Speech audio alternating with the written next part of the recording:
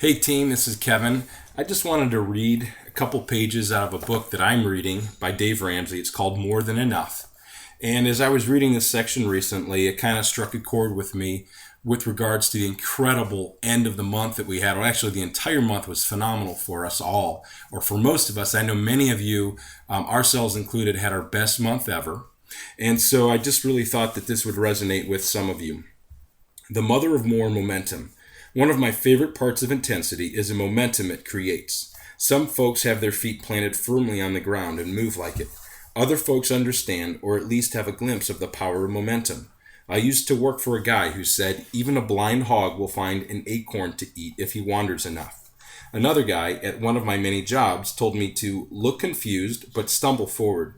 Momentum is so important that it does not have to be pretty. I am constantly telling our marketing team that huge amounts of activity will beat the smart guy every time. In marketing, if you create a huge splash of contacts and exposure, even if it isn't perfect or well analyzed, that will create momentum where making 2 perfect calls will probably sell nothing. Too many times when any of us are trying to create momentum in our lives, we want to do a couple of things perfectly instead of an immense level of activity that might not be as pretty but gets the ball rolling because of the sheer energy involved. Momentum is seldom created by pretty activity, but instead by tons of activity, hard work, and usually some ugly mistakes. Momentum is strange. Whether it is in relationships, business, or finance, it seems to have the same properties. It is hard to get the ball rolling. Creating momentum is as if you are really trying to get a large, heavy ball to roll. It takes an immense amount of power, effort, fervor, intensity, focus, and attention span to even get the thing to budge. If you don't lower the intensity as soon as it moves, like so many do, you can't continue to build its speed. We all know that once the thing starts moving, it takes on a life of its own.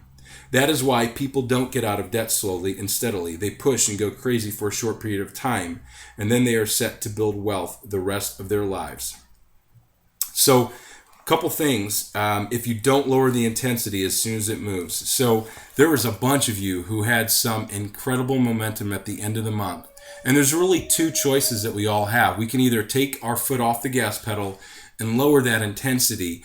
For example, maybe you hit executive director for the first time, and now you're kind of faced with the choice of, okay, I've got this, it's in the bag, I'm an executive director now, my goal's accomplished. Or you can say, you know what, I'm really happy with what I did, but I want to keep helping more people get healthy, want to continue moving forward in my business, and I'm going to keep the momentum going. What I can tell you is if you go all out for about 90 days, you're going to have your business in a position where you're starting to help more and more people get healthy every month.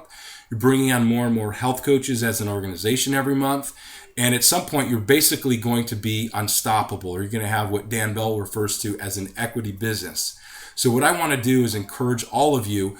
It's only the 8th of the month. Let's work as hard in the first 2 weeks of October as we did the last 2 weeks, and especially the last couple days of September. And just stay focused. Let's make October as good or better than it was in September. And let's just finish out the 4th quarter of 2013 with the bang, and look forward to a bunch of us going to Aruba to celebrate our success and to really just be rewarded for our hard work and effort in getting America healthy. Have a great day.